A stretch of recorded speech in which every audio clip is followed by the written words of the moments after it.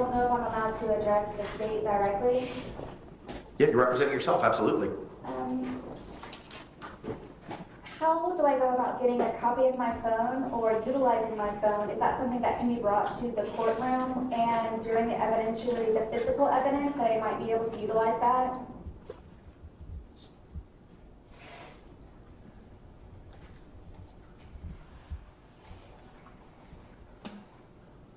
So my understanding is there was an imaging done on your phone with software called Cellebrite, and that is part of the digital discovery that has been provided to you.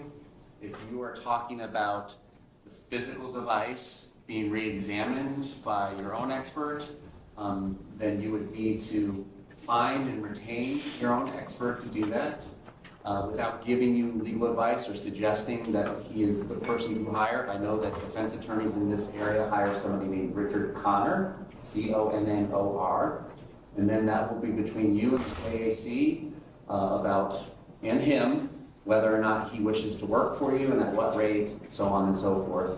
And then that examination would be done by him, with us being present if we wanted to be present.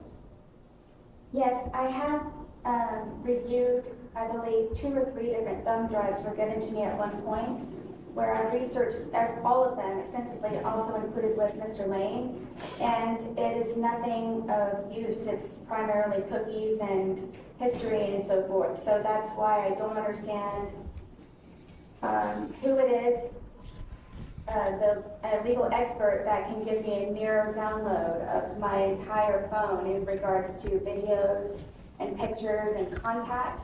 I could probably supply a witness list sooner than later if I were to have accessibility to my phone in regards to my contacts. That's why I didn't know if it would be allowed to have my phone physically here in the presence of everyone, including law enforcement, to be able to physically look at my phone and go through it and to see what I can extract myself while here in the courtroom before trying to figure out how to locate and contact an expert to download all of that to receive. So all of that information should have been downloaded, and I'm not sure what has been provided to you, but we will be double checking that. It has not been provided.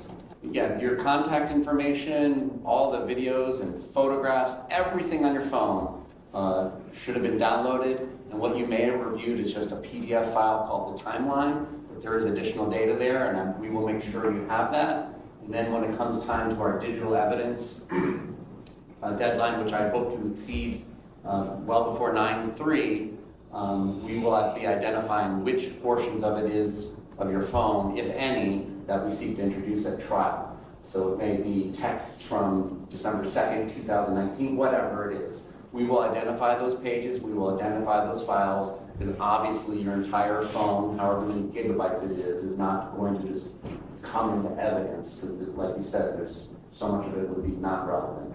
Yes, thank you. So you all have already had access to my phone and have researched it fully?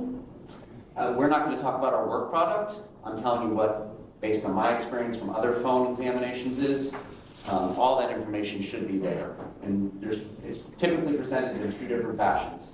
One is a large PDF, typically hundreds or thousands of pages, depending on how much you use your phone every day.